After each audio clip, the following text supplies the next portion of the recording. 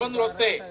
ఎందుకంటే వీరభద్ర స్వామి ఊరికనే రాలా, వాడు సాక్షాత్తు సతీదేవి నాయన శివుని తిడితే ఆమె తన ఆత్మాహుతి చేసుకుంటే వీరభద్రుడు వచ్చాడు, దక్షుడు తలకాయ తీసి యజ్ఞగుండంలో పడేశాడు. మరలా అది కావాలంటే చూసుకోండి, రాజకీయ పక్షాలైనా లేకపోతే అధికారులైనా సరే ఏ న్యాయం కావాలో చూసుకోండి. అటువంటి స్థితి తీసుకురాకండి దయచేసి. మీరు ఆలోచించాలా. శ్రీరామనవమి యాత్ర మీద రాళ్లు పడతాయి, వినాయక చవితి మీద రాళ్లు పడతాయి. ఎప్పుడైనా మొహరం ఊరేగింపు మీద ఎప్పుడైనా రాయి పడిందా? ఒక పోలీసుని చెప్పమన్నాడు వచ్చి. రంజాన్ సమయంలో లేకపోతే ఏదైనా దర్గా ఊరేగింపు జరుగుతుంటే ఎవరైనా రాళ్లు వేసి ఇబ్బంది పెట్టారా? ఈ దేశంలో ఎక్కడైనా సరే, ఇక్కడే కాదు ఎక్కడైనా సరే, ఎక్కడైనా ముస్లిం సోదరులు కనుక ఒక ఊరేగింపు తీస్తుంటే ఎక్కడైనా దాడి జరిగిందా? మరి హనుమాన్ జయంతి ర్యాలీ మీద ఎందుకు దాడి జరుగుతుంది? శ్రీరామనవమి శోభాయాత్ర మీద ఎందుకు దాడి జరుగుతుంది? అవసరమే వచ్చింది? మన ఎవరి వారసులో ఒక ముస్లిం స్త్రీని పట్టుకొస్తే చెల్లెల్లాగా భావించి తిరిగి పంపించిన శివాజీ వారసులమా? లక్షల మంది ఆడవాళ్ళని బానిసలుగా మార్కెట్ లో పెట్టి కూరగాయలు అమ్మిన ఔరంగజేబు వారసులో తేల్చుకోవాలా.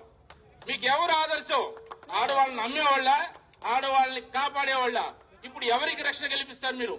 శివాజీ వారసులకు రక్షణ కల్పిస్తారా, ఔరంగజేబు వారసులకు రక్షణ కల్పిస్తారా? తేల్చుకోవాలా. ప్రభుత్వమైనా రాజకీయ పక్షాలైనా మరొక అధికారులైనా సరే, లేకపోతే చాలా ఇబ్బందులు వస్తాయి. ఈ మధ్యన హైందవ శంకరం జరిగిందని చెప్పారు. మనం కూడా శివాజీ ఊరకే రాలా. ఇప్పుడు చావా సినిమా నడుస్తుంది, చూడకపోతే చూడండి మళ్ళా ఒకసారి. 9 ఏళ్ల పాటు సంభాజీ మహారాజు శివాజీ కొడుకు ఎన్ని కష్టాలు పడ్డాడు. సర్వ సైన్యంతో కూడా ఔరంగజేబు వచ్చినప్పటికి కూడా వాడికి నిరాశ కలిగిస్తూ 27 సంవత్సరాలు పోరాటం చేసినా ఎదిరించి నిలబడింది హిందూ దేశం. చివరికి తిరిగి మళ్ళా రాజధానికి వెళ్లకుండా దారిలో చచ్చాడు ఔరంగజేబు. అంతే. ఎన్ని చేశాడు? ఆయన పేరేంది? ఆయనకి బిరుదు విగ్రహాన్ని పగలగొట్టేవాడని బిరుదు ఆయనకి. మీకు విగ్రహాలు పగలగొట్టేవాడు కావాలా, విగ్రహాన్ని కాపాడేవాడు కావాలా? తెలుసుకోండి. శివాజీ జీవితంలో ఏదైనా ఒక మసీదుని ధ్వంసం చేశాడా? ఎవరైనా ముస్లిం కన్యని అవమానపరిచాడా? ఖురాన్ అవమానపరిచాడా? ఆ రాజు వారసులం మేము. ఇక్కడ ఔరంగజేబు చేసిందేంటి? కాశీ, మధుర అన్ని దేవాలయాలు పగలగొట్టించాడు.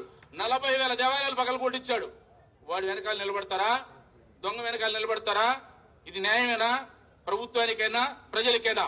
కొద్దిమందికి నాయకత్వం కావాలి. ముస్లింలలో గుర్తొచ్చింది, మా తాత కూడా బ్రాహ్మణుడు అంటాడు ఫరూక్ అబ్దుల్లా. అది ఇక్కడ హిందూ సోదరులే, వాళ్ళందరూ కూడా ముస్లింలందరూ కూడా ఒకప్పుడు మతం మార్చబడిన వాళ్లే. వాళ్ళ మాయాజాలను పడి పదవీ కాంక్షతో ఉద్రేకాలు రెచ్చగొట్టి ఊరేగుల మీద రాళ్లేయించి నాయకులుగా ఎదగాలంటే ముస్లిం యొక్క ఉగ్రవాద నాయకత్వాన్ని తిరస్కరించాలా ముస్లిం సోదరులు, లేకపోతే నష్టపోతారు రాబోయే రోజుల్లో. అది గుర్తించాలా. ప్రభుత్వం కూడా గుర్తించి ఇటువంటి న్యాయపరమైన హక్కులు ఎక్కడుంది?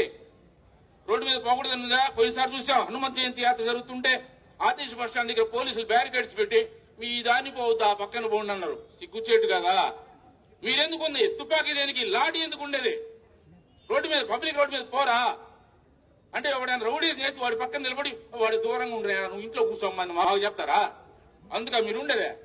రౌడీ చేసి పక్కలో వేస్తారా? తేల్చుకోవాలా. ఏది లా అండ్ ఆర్డర్ అంటే ఏమిటి? అసలు ధర్మం ప్రకారం అనుమతి తీసుకుని పోయేవాడికి రక్షణ కల్పిస్తారా? అధర్మంగా శాంతియుతంగా పోయేవాడు రాళ్లేసేవాడికి రక్షణ కల్పిస్తారా? తేల్చుకోవాలా యంత్రాంగం.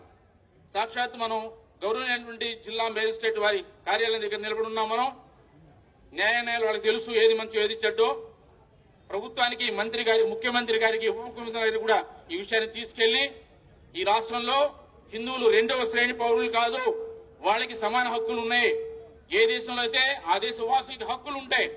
అందరూ సుఖజీవనం కలపాలి. ఎక్కడ కూడా ముస్లింలకి, క్రైస్తవులకు వ్యతిరేకంగా మాట్లాడేది అలవాటు మనకు లేదు. ముస్లింలకు వ్యతిరేకంగా అది రాలి. ముస్లిం ఉగ్రవాద నాయకత్వానికి వ్యతిరేకం, క్రైస్తవులకు వ్యతిరేకం కాదు. మేము వ్యతిరేకిస్తాం ఎవరిని?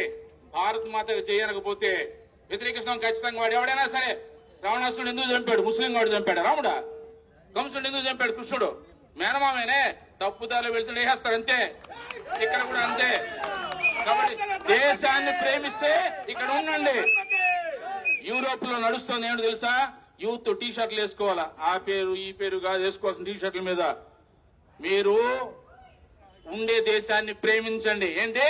మీరుండే దేశాన్ని ప్రేమించండి. లేదా మీకు లవ్ పాకిస్తాన్ మీదో, అమెరికా మీదో, చైనా మీద ఉంటే అక్కడికి వెళ్ళి బతకండి. మీకు ఎక్కడ మీరు ప్రేమించే దేశానికి వెళ్ళినా బతకండి. లేదా ఇక్కడ బతుకుతున్న దేశాన్ని ప్రేమించండి. యంత్రాంగం కూడా అదే ఆలోచించాలా. మేము వందే మాత్రం పాడడం, జనగణమన ఇస్తే నిలబడడం, భారత మాతకు జయను,